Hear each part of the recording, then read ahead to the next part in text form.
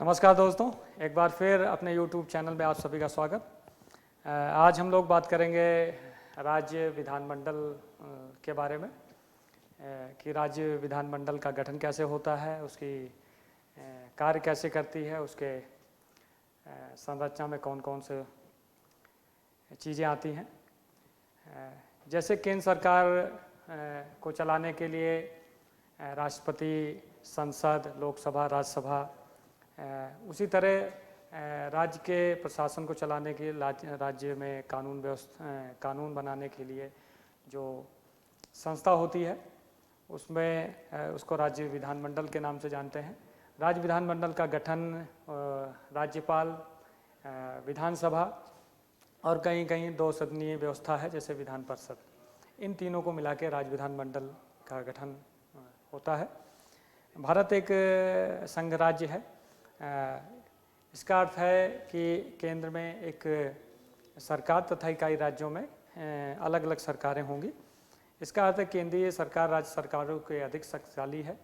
आजकल भारतीय संघ में 28 राज्य हैं और प्रत्येक में एक एक विधानसभा है।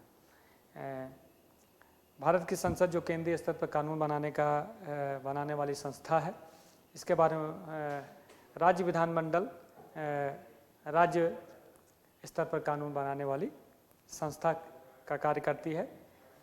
इस पाठ में हम राज्य विधानमंडल की संरचना, योग्यता, राज्य सदस्यों का निर्वाचन, शक्तियां तथा कार्य और विधानमंडल के दोनों सदनों शक्तियों की तुलनात्मक अध्ययन करेंगे।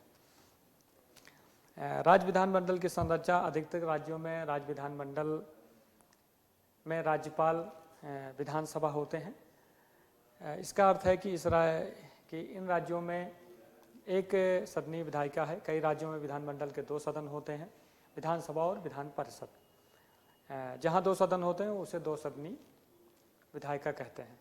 5 राज्यों में 2 सदनीय विधानमंडल है, जिसमें यूपी, बिहार, पंजाब, आंध्र प्रदेश, तेलंगाना जैसे राज्य आते हैं। जिस प्रकार केंद्रीय स्तर पर लोकसभा को अत्यंत शक्तिशाली बनाया, उसी प्रकार राज्य विधानसभा को भी राज्य स्तर पर शक्तिशाली बनाया गया है। राज्य विधानमंडल में राज्य से संबंधित विषयों पर कानून बनाने का अधिकार है, जो राज्य के प्रशासन और शासन सत्ता को चलाने में सहायक होता है। पहला है राज्य विधानसभा। प्रत्येक राज्य में एक विधानसभा होती है। यह राज्य की जनता का प्रतिनिधित्व करती है। विधानसभा के सदस्य सार्वभौमिक वयस्क मताधिकार के आधार पर प्रत्यक्ष रूप से जनता द्वारा निर्वाचित किए जाते हैं। उनका राज्य निर्वाचन राज्य के पंजीकृत सभी वयस्क नागरिक मतदाताओं द्वारा प्रत्यक्ष रूप से किया जाता है। भारत में मताधिकार का मत देने का जो उम्र है वो 18 वर्ष है। उसके ऊपर की आयु के सभी स्त्री पुरुष मतदाता सूची में जिनका नाम है वो उस राज्य में, वो सभी लोग अपने मताधिकार का प्रयोग करके विधानसभा के सदस्यों का निर्वाचन करते हैं और जिनको हम विधायक के नाम से भी जानते हैं। वे राज्य विधानसभा के सदस्यों को चुनने के लिए सदस्य निर्वाचन क्षेत्रों के आधार पर निर्वाचित किए जाते हैं। प्रत्येक राज्य को उनकी ही एक सदस्यीय निर्वाचन क्षेत्रों में बांटा जाता है। पूरे राज्य को जनसंख्या के आधार पर निर्वाचन क्षेत्रों में बांट दिया जाता है और हर निर्वाचन से एक सदस्य चुनकर आता है विधानसभा में। लोकसभा की तरह यहाँ भी कुछ स्थान अनुसूचित जातियों के लिए तथा कुछ स्थान अनुसूचित जनजातियों के लिए आरक्षित, SC/ST के लिए भी सीटें आरक्षित की जाती हैं। जैसे अभी लोकसभा में महिला आरक्षण बिल पास हुआ है, तो जब परिसीमन के बाद जो है लोकसभा या विधानसभा में भी महिला आरक्षण के हिसाब से भी सीटें आरक्षित होंगी। विधानसभा का सदस्य बनने के लिए व्यक्तियों को निम्नलिखित योग्यताएं होनी चाहिए। जैसे सबसे पहला जो वो भारत का नागरिक हो, दूसरा है उस व्यक्ति की उम्र 25 साल का हो, तीसरा है उसका नाम मतदाता सूची में होना चाहिए और वो किसी लाभ के पद पर या सरकारी पद पर ना हो। उसके अलावा जैसे मानसिक रूप से विक्षिप्त व्यक्ति, पागल, दिवालिया ऐसे लोगों को भी नहीं होना चाहिए। विधानसभा के सदस्यों की संख्या 500 से अधिक और 60 से कम नहीं हो सकती है, किंतु बहुत से जो छोटे राज्य हैं जिनकी न्यूनतम संख्या से भी कम सदस्य रखने की स्वीकृति प्रदान है, जैसे गोवा में 40 सदस्य का चुनाव होता है, सिक्किम में 34-35 सदस्य चुने जाते हैं। उत्तराखंड 2002 में उत्तराखंड को उत्तर प्रदेश से अलग होने के बाद जैसे उत्तर प्रदेश की सबसे ज़्यादा विधायकों की संख्या 403 है। तो ऐसे ऐसे हर राज्य की अलग विधानसभाओं में सदस्यों की संख्या अलग है, वहाँ की जनसंख्या के हिसाब से उसका वर्गीकरण किया जाता है। किसी भी राज्य की विधानसभा में एक आंग्ल भारतीय समुदाय का उचित प्रतिनिधित्व ना हो तो राज्यपाल को यह अधिकार है कि वो एक एंग्लो इंडियन भारतीय को वो मनोनीत कर सकता है। लोकसभा की क्या है, यहाँ कुछ स्थान पर अनुसूचित जातियों और जनजातियों के लिए भी सीटें आरक्षण होती हैं। विधानसभा का कार्यकाल 5 वर्ष का होता है, परंतु मुख्यमंत्री के सलाह पर राज्यपाल समय से पहले 5 साल के पहले भी अवधि पूरा होने से पहले भी उसको भंग कर सकता है विधानसभा को। उसके अलावा अनुच्छेद 365 के अंतर्गत यदि राष्ट्रपति किसी भी राज्य में संवैधानिक संकट की स्थिति में आपातकाल की घोषणा कर सकता है, सरकार को बर्खास्त किया जा सकता है। अनुच्छेद 352 के अंतर्गत राष्ट्रीय आपातकाल की घोषणा होने पर संसद विधानसभा के कार्यकाल को 1 वर्ष के लिए बढ़ा भी सकती है, लेकिन आपातकाल खत्म होने के बाद उसको 6 महीने ही बढ़ाया जा सकता है। और उसके अलावा है कि विधानसभा में जिस भी विधानसभा में उस सरकार का विश्वास मत भी होना चाहिए।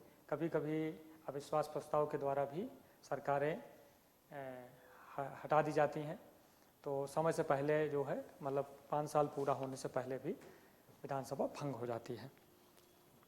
उसके बाद होता है विधानसभा अध्यक्ष। विधानसभा के सदस्य अपने सभापति का निर्वाचन करते हैं, जिसे अध्यक्ष कहा जाता है, विधानसभा अध्यक्ष। अध्यक्ष सदन के बैठकों को सभापतित्व उसकी अध्यक्षता करता है तथा उसकी कार्यवाही को चलाता है। वह सदन का अनुशासन बनाए रखता है, सदस्यों को प्रश्न पूछने तथा बोलने की स्वीकृति प्रदान करता है। वह विधेयकों तथा अन्य प्रस्तावों पर मतदान कराता है तथा परिणाम घोषित करता है, किंतु मत समान होने की स्थिति में वो अपने विवेक के अनुसार उसे पक्ष या विपक्ष में मतदान कर सकता है, निर्णायक मत दे सकता है। अध्यक्ष की अनुपस्थिति में यही सारे कार्य उपाध्यक्ष, विधानसभा उपाध्यक्ष को करने पड़ते हैं। उपाध्यक्ष की सदस्यों को भी अपने ही सदस्यों में से चुना जाता है।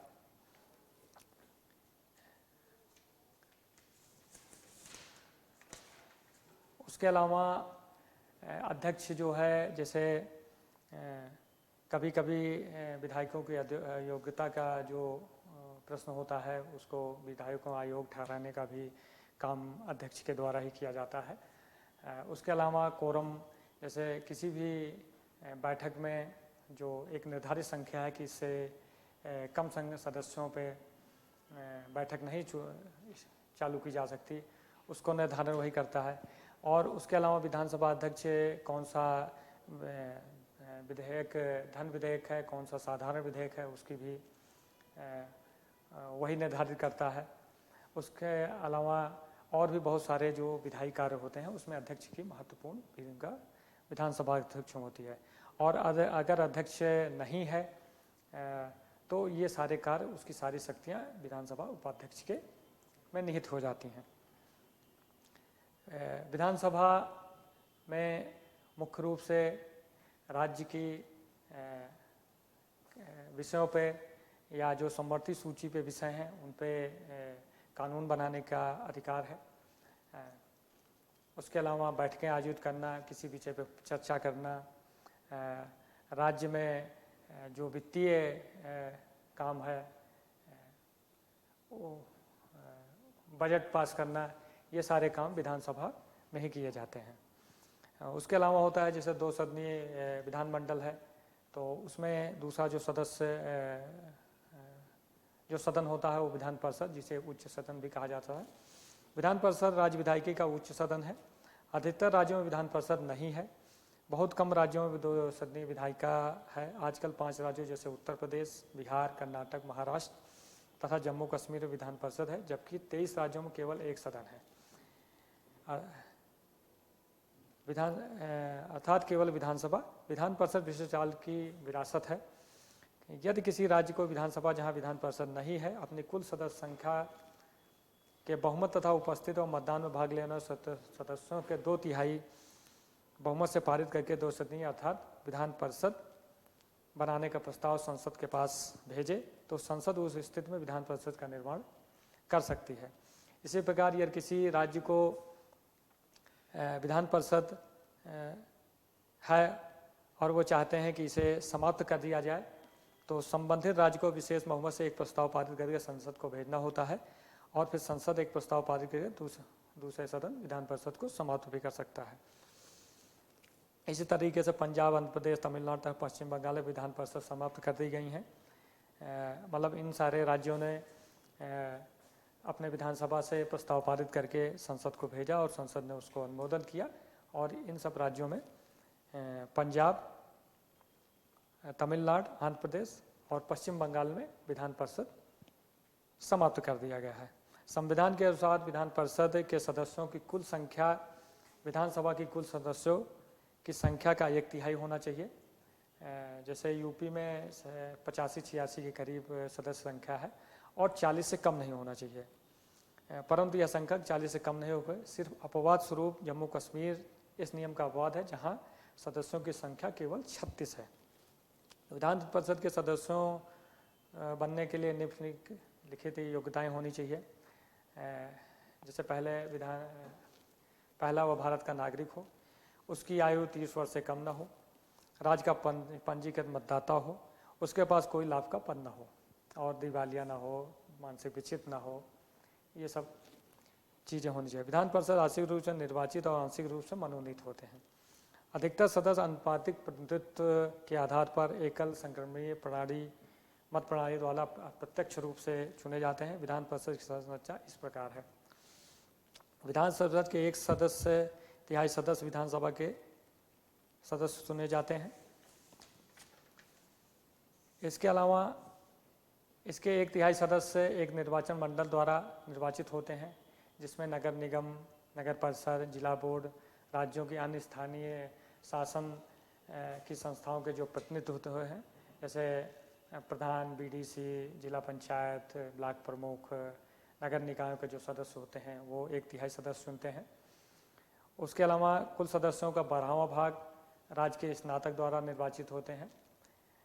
जिनको स्नातक बने कम से कम 3 वर्ष, जो ग्रेजुएशन कर लेते हैं उनको कम से कम 3 वर्ष होना जाना चाहिए।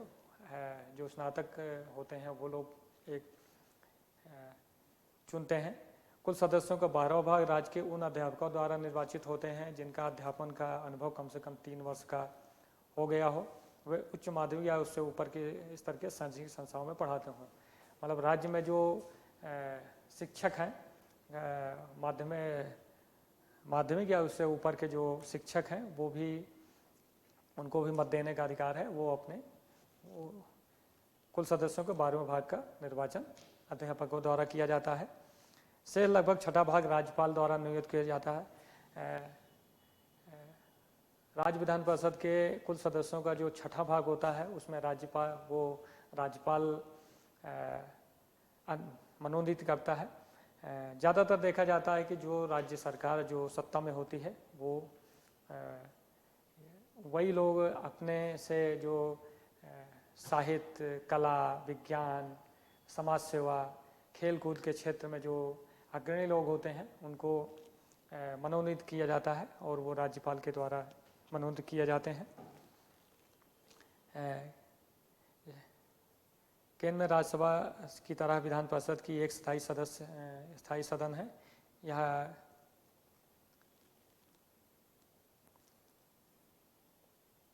और उसके अलावा कुछ 1/3 सदस्य जो हैं वो राज्य के जो विधानसभा के सदस्य होते हैं वो भी उनका निर्वाचन करते हैं। विधान परिषद भी राज्यसभा की तरह एक स्थायी सदन है जो कभी भंग नहीं होता। इसके राज्य विधान परिषद के सदस्यों का जो कार्यकाल है वो 6 वर्ष का होता है। विधानसभा के जो सदस्यों का कार्यकाल है वो 5 वर्ष का होता है, इनके 6 साल का होता है। 1/3 सदस्य हर 2 साल में चेंज हो जाते हैं, मतलब इनका निर्वाचन चलता रहा। हर 2 साल में 1/3 सदस्य हट जाते हैं, उनकी जगह नए सदस्य चुन के आते हैं और अलग अलग क्षेत्रों से, जिसमें टीचर भी हैं, जो नगर निकायों के जो सदस्य हैं, अध्यापक हैं, मनोनीत सदस्य हैं राज्यपाल के द्वारा, या विधायकों द्वारा चुने हुए सदस्य इसमें आते रहते हैं। प्रत्येक 2 वर्ष के बजाय इसके 1/3 सदस्य सेवानिवृत्त हो जाते हैं। सेवानिवृत्त होने वाले सदस्य पुनः चुनाव लड़ सकते हैं।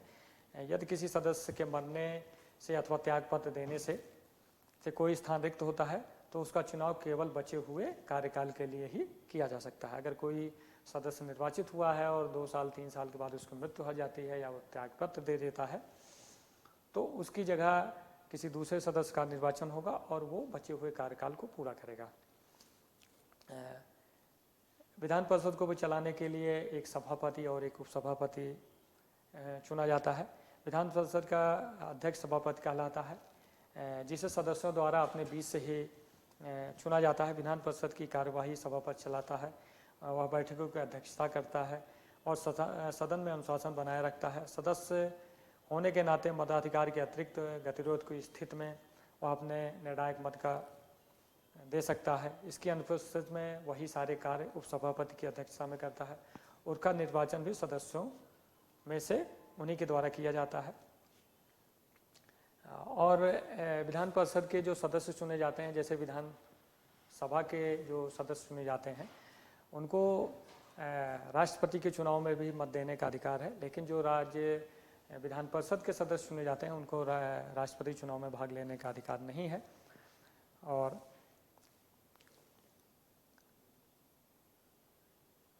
उसके बाद आते हैं विधानमंडल के सत्र। राज्य विधानमंडल का सत्र वर्ष में कम से कम 2 बार बुलाया जाता है, आवश्यक है। यह दोनों सदनों के बीच 6 महीने से की ज़्यादा अवधि में अंतर नहीं होना चाहिए। मतलब विधानसभा के जो सत्र बुलाए जाते हैं वो साल भर में कम से कम 2 बार और जिनके बीच की अवधि 6 महीने से ज़्यादा नहीं होनी चाहिए। यह बैठकों राज्य विधानमंडल का सत्र राज्यपाल बुलाता है तथा स्थगित भी वही करता है। वह विधानसभा अथवा दोनों सदनों को, यदि राज्य में विधान परिषद है, आम चुनाव के पश्चात पहले सत्र के प्रारंभिक बैठक में और प्रत्येक वर्ष के पहले सत्र के पहले दिन संबोधित करता है। इन संबोधन और सरकार की नीतियों पर चर्चा होती है जिन पर विधानमंडल में बहस होती है। राज्य विधानमंडल के सदस्यों के विशेषाधिकार संसद सदस्यों जैसे होते हैं। राज्य विधानमंडल का जो सत्र आहूत किया जाता है उसके प्रथम सत्र में राज्यपाल अभिभाषण देता है। उसमें सरकार की नीतियों के बारे में, कार्यक्रमों के बारे में, उस साल क्या क्या योजनाएं हैं उन सब के बारे में राज्यपाल बताता है और उस पर राज्य विधानसभा और विधान परिषद में चर्चा होती है और उसको अनुमोदित किया जाता है सदस्यों के द्वारा। राज्यसभा, विधान परिषद और विधान सभा के जो सदस्य होते हैं उनको सांसदों की तरह विशेषाधिकार प्राप्त है।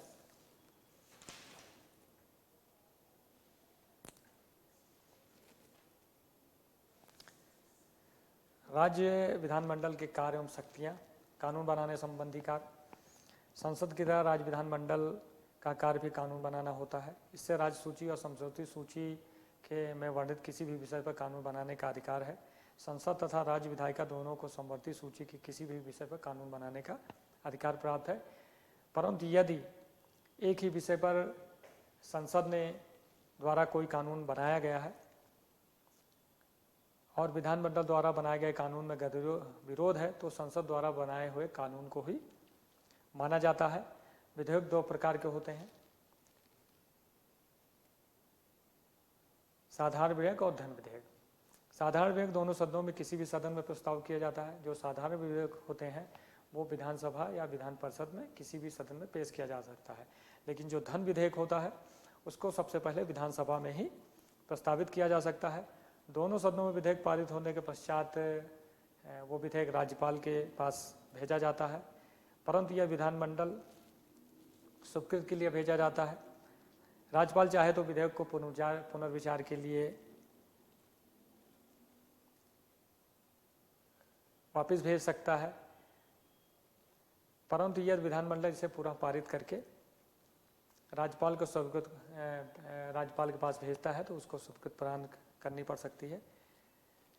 यह संसद का अधिवेशन चल रहा हो और किसी कानून की नितांत आवश्यकता हो तो जैसे राष्ट्रपति अध्यादेश के द्वारा कानून लागू किया जाता है केंद्र में, उसी प्रकार विधानमंडल के सत्ता न होने की स्थिति में राज्यपाल भी किसी राज्य विषय के संबंधित अध्यादेश जारी कर सकता है और उसके बाद 6 महीने के अंदर जब विधानसभा सत्र बुलाया जाएगा तो उस कानून को, उस अध्यादेश को कानून का रूप विधानसभा के द्वारा दिया जा सकता है।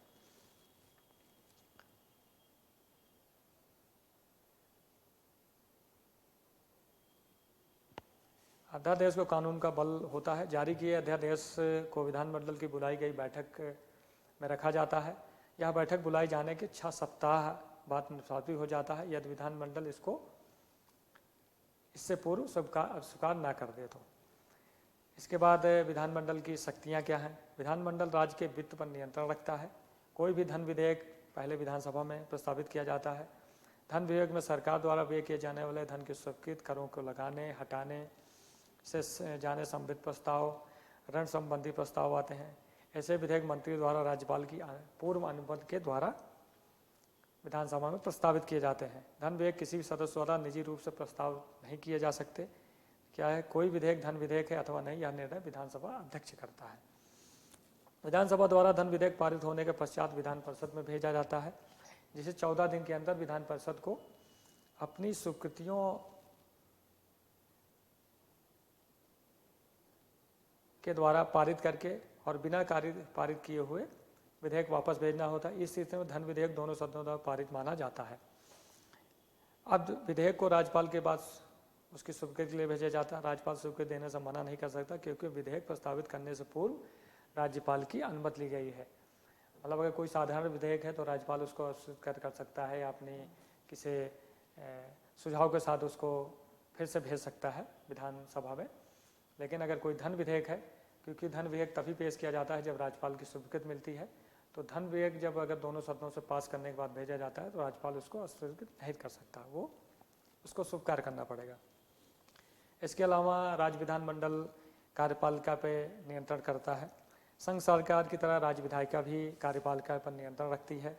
राज्य की मंत्रिपरिषद सामूहिक रूप से विधानसभा के प्रति उत्तरदायी है और जब तक उसे विधानसभा में बहुमत या विश्वास समर्थन प्राप्त है तभी तक वो अपने कार्य कर सकती है। मंत्रिपरिषद अपने पद पर बनी रहती है। इसे केवल तभी पदस्थ किया जा सकता है जब विधानसभा इसके विरुद्ध अविश्वास प्रस्ताव लाए, पारित करके अथवा किसी सरकारी विधेयक को रद्द करके। अविश्वास प्रस्ताव के अतिरिक्त प्रश्नता पूरक प्रश्न पूछकर, काम रोको प्रस्ताव द्वारा अथवा ध्यानाकर्षण प्रस्ताव द्वारा कार्यपालिका पर नियंत्रण किया जाता है। मतलब विधानसभा में जिस भी पार्टी की सरकार होती है, जिसको जब तक विधानसभा में पूर्ण बहुमत होता है या विधानसभा उसमें विश्वास व्यक्त करती है, वो तभी तक कार्य कर सकता है। अगर उस सरकार के खिलाफ अविश्वास प्रस्ताव लाके या धन विधेयक को गिरा के भी अवदस्त किया जा सकता है। उसके अलावा विधानसभा में प्रश्न पूछ करके स्थगन प्रस्ताव के द्वारा, काम रोको प्रस्ताव या ध्यानाकर्षण प्रस्ताव के द्वारा भी विधानसभा में कार्यपालिका मतलब जो सरकार काम कर रही है उस पर नियंत्रण रखा जाता है या उस पर दबाव बनाया जाता है और जनता से जुड़े हुए मुद्दों पर सरकार का ध्यान आकर्षित किया जाता है, उन पर काम करने के लिए उनको विवश किया जाता है। इसके अलावा विधानमंडल में चुनावी कार्य, चुनाव संबंधी कार्य, विधानसभा के सभी निर्वाचित सभी सदस्य राष्ट्रपति निर्वाचन के लिए निर्वाचन मंडल के सदस्य होते हैं। जैसे लोकसभा या राज्यसभा के जो सदस्य हैं वो राष्ट्रपति के निर्वाचन में भाग लेते हैं। लेकिन जो विधानमंडल में जो विधानसभा है उसके जो सदस्य हैं वो राष्ट्रपति के चुनाव में भाग लेते हैं, उनको मताधिकार का प्रयोग करने का अधिकार है। लेकिन जो विधान परिषद के सदस्य हैं उनको राष्ट्रपति चुनाव में भाग लेने या मत देने का अधिकार नहीं है।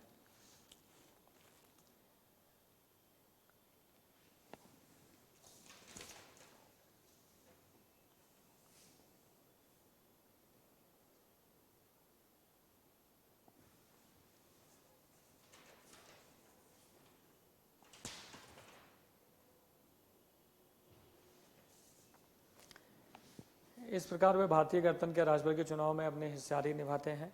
विधानसभा के सदस्य अपने अपने राज्यों में राज्यसभा के लिए सदस्यों का निर्वाचन भी करते हैं। हाँ, एक भी कार्य होता है कि रोज जो विधानसभा के सदस्य होते हैं वो जो राज्यसभा में सदस्य निर्वाचित होते हैं वो विधानसभा के सदस्यों के द्वारा ही निर्वाचित किए जाते हैं, और कुछ सदस्य ऐसे हों जो राष्ट्रपति के द्वारा अनुमोदित किए जाते हैं। तो एक कार्य भी है कि विधानसभा के जो सदस्य हैं वो राष्ट्रपति और राज्यसभा के जो सदस्य होते हैं उनका निर्वाचन में भी महत्वपूर्ण भूमिका निभाते हैं। जिन राज्यों में विधानसभा है तो वहाँ उनके 1/3 सदस्यों का निर्वाचन भी विधानसभा के सदस्यों के द्वारा ही किया जाता है। जहाँ पे विधान परिषद है वहाँ पे जो विधानसभा के सदस्य हैं वो 1/3 सदस्य जो है विधान परिषद के लिए भी अपने मताधिकार के द्वारा चुनते हैं। इन सभी निर्वाचनों में विधानसभा के सदस्य एकल संक्रमणी मत प्रणाली के आधार पर मतदान करते हैं। उसके अलावा राज्य विधानमंडल के संवैधानिक कार्य, आप भारतीय संविधान में संशोधन संबंधी प्रक्रिया के बारे में जानते हैं। संघीय विषयों में संशोधन के लिए संसद के दोनों सदनों में विशेष बहुमत और आधे से अधिक राज्यों का अभी समर्थन होना चाहिए। अब संशोधन का प्रस्ताव राज्य विधानमंडल द्वारा साधारण बहुमत से पास किया जाता है। जैसे कोई महत्वपूर्ण विधेयक है जो संसद में पास किया जाता है और प्रावधान है कि उसको राज्य विधानमंडल विधानसभाओं के द्वारा भी अनुमोदित किया जाए, तो उसका कार्य भी विधानसभा करती है। साधारण बहुमत द्वारा उसको पास किया जाता है। विधानमंडल के अभिसमर्थन के बिना संविधान में किसी भी तरह का संशोधन नहीं किया जा सकता है। जो संविधान संशोधन होता है किसी भी विषय पर या उस पर कानून बनाना होता है तो संसद द्वारा पारित कानून को राज्य विधानसभाओं के द्वारा भी अनुमोदित किया जाता है। ये भी एक संवैधानिक कार्य होता है। इसके अलावा विधानमंडल की शक्तियों की सीमाएं, राज्य विधानमंडल द्वारा कानून बनाने में शक्ति के कई प्रकार के से सीमित कर दी गई हैं। जैसा कि राज्य विधानमंडल राज्य सूची तथा संवर्ती सूची के किसी भी विषय पर कानून बना सकता है, परंतु संवर्ती सूची के किसी भी विषय पर राज्य द्वारा बनाए गए कानून एवं केंद्र द्वारा बनाए कानून के बीच अगर टकराव की स्थिति होती है तो उसमें केंद्र द्वारा बनाए गए कानून को ही लागू किया जाता है। राज्य विधानमंडल द्वारा पारित किसी भी विधेयक को अपनी स्वीकृति देने से पहले पूर्व राज्यपाल उसे राष्ट्रपति के पास भी विचारार्थ भेज सकता है। उदाहरण के तौर पर यदि किसी उच्च न्यायालय की शक्तियों को कम करने संबंधी प्रस्ताव हो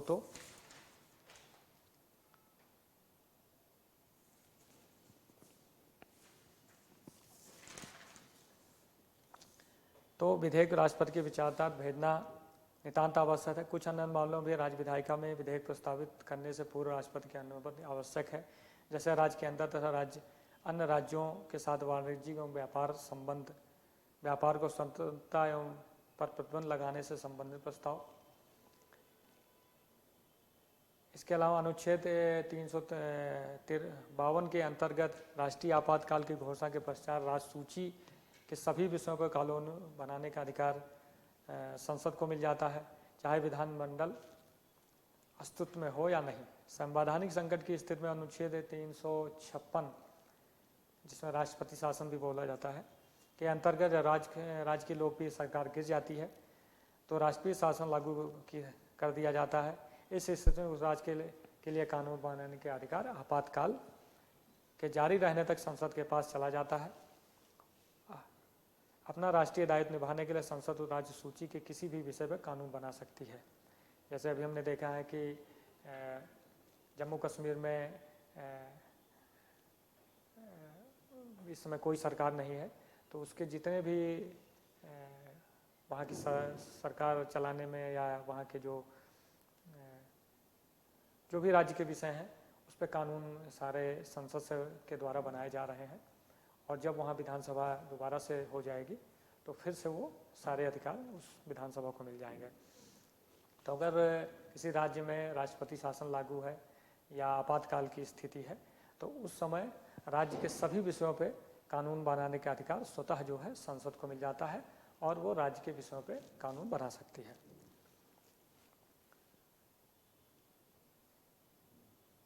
यदि राज्यसभा के 2/3 बहुमत से प्रस्ताव पास कर दे कि राज्य सूची का कोई विषय राष्ट्रीय महत्व का है तो संसद उस पर साल भर के लिए कानून बना सकता है। साथ ही 2 या 2 से अधिक राज्यों के अनुरोध पर राज्य सूची के किसी विषय पर संसद में कानून बना सकती है। मौलिक अधिकार भी राज्य विधानमंडल की कानून निर्माण संबंधी शक्तियों को सीमित करते हैं। जैसे मौलिक अधिकार हैं वो भी राज्य विधानमंडल की शक्तियों को सीमित करते हैं। विधानमंडल ऐसी कोई भी कानून नहीं बना सकता जिससे जन साधारण के अधिकारों को हानि पहुँचे या ठेस पहुँचे। यदि राज्य विधानमंडल द्वारा बनाया गया कोई भी कानून मौलिक अधिकारों का उल्लंघन करता है और कानून संविधान के अनुरूप नहीं है और मौलिक अधिकारों का हनन होता है तो उच्च न्यायालय तथा सर्वोच्च न्यायालय उसे रद्द कर सकता है। अगर विधानसभा में कोई ऐसा कानून पारित होता है जो जनसाधारण और मौलिक अधिकारों लोगों के मौलिक अधिकारों का उल्लंघन करता है तो उसको उच्च न्यायालय या सर्वोच्च न्यायालय उसको रद्द कर सकता है, उसमें विधानसभा कुछ नहीं कर पाएगी। तो इस तरह विधानसभा की शक्तियां जो हैं एक तरह से सीमित हो जाती हैं, लेकिन फिर भी विधानसभा राज्य की शासन सत्ता और राज्य की जनता की भलाई के लिए राज्य विषयों पे कानून बना सकती है, उसको लागू कर सकती है और ये इसका राज्य के लिए एक महत्वपूर्ण स्थान है विधानमंडल का। विधानमंडल के दोनों सदनों की तुलना विधानसभा और विधान परिषद, लोकसभा की तरह विधानसभा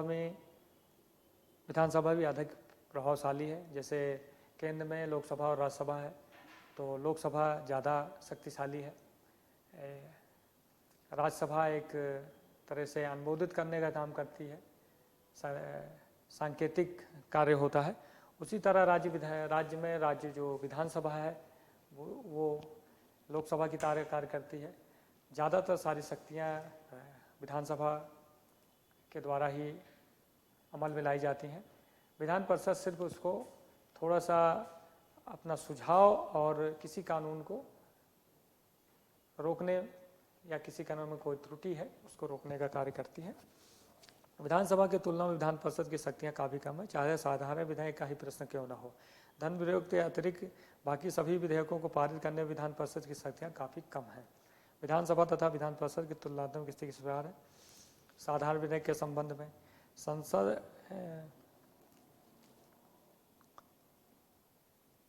यद्यप साधारण विधेयक विधानमंडल के किसी भी सदन में प्रस्तावित किया जा सकता है, यद्यप दोनों सदनों की शक्तियाँ समान नहीं। यदि कोई विधेयक विधानसभा में पारित होता है तो उसे विचारार्थ विधान परिषद में भेजा जाता है। जब विधान परिषद बिना किसी संशोधन के इसे पारित कर देती है तो विधेयक राज्यपाल के पास उसकी स्वीकृति के लिए भेजा जाता है। यदि विधेयक परिषद द्वारा रद्द कर दिया जाता है अथवा विधेयक पर पारित 3 महीने का विचार न करने अथवा कुछ संशोधन करने विधेयक पारित कर दे, इससे विधानसभा सहमत न हो तो विधानसभा उसी सत्र में या अगले सत्र में विधेयक को पुनः पारित करती है और उसके पश्चात विधेयक फिर विधान परिषद को भेजा जाता है। यदि विधान परिषद 1 महीने के अंदर विधेयक पारित कर दे कि नहीं भेजती है तो इसे दोनों सदनों से पारित माना जाता है और राज्यपाल के पास स्वीकृति के लिए भेजा जाता था। इसका यातायात हुआ कि विधान परिषद किसी विधेयक को अधिकतम 4 महीने के लिए रोक सकता है। इसी तरह वित्त विधेयक के संबंध में लोकसभा की तरह कोई भी वित्त विधेयक पहले विधानसभा में रखा जाता है या विधान परिषद में प्रस्तावित नहीं किया जा सकता। विधानसभा अध्यक्ष यह प्रमाणित करता है कि कोई विधेयक धन विधेयक या साधारण विधेयक है।